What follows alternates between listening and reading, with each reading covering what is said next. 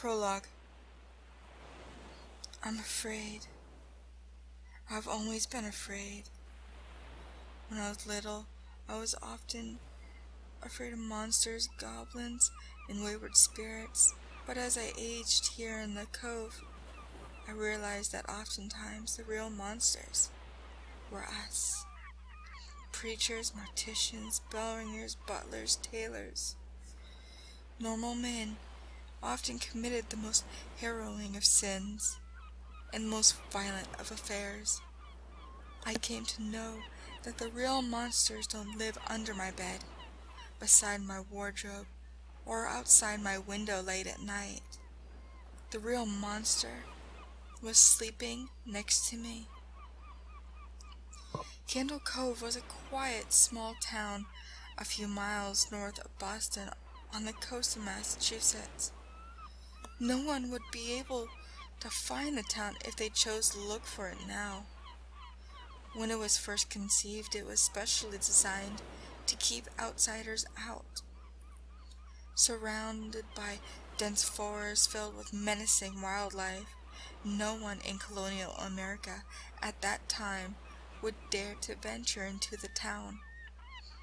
The town itself was extremely small. A few houses were set on top of a great cove overlooking the ocean. The cove was large, and it was said that ghosts and witches lived in the great cave below. These stories, I was told as a child, came more and more to life the longer I lived in Candle Cove. All the houses were situated conveniently around the immense church building, an ominous whitewashed haven. The bell tower on the top of the church was inhabited by one permanent resident, Woodsbane Rains. I never saw the man around town, or even the forest. He always stayed near the bell tower he lived in, and rang the enormous cracked bell when it was time to gather for church.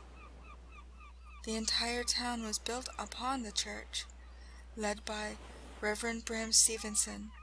The extreme form of Puritanism that was practiced here became our basis for everything, and Bram became God himself in our community. Any one of us would follow him to the grave, and he knew it.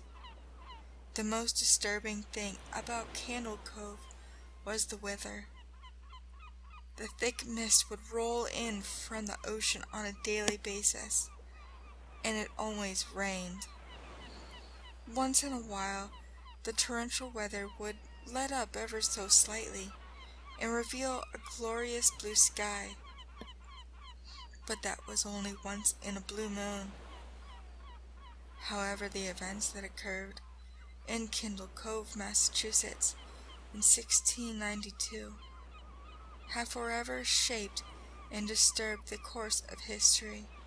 Very few know the legend, but we all know that year, 1692.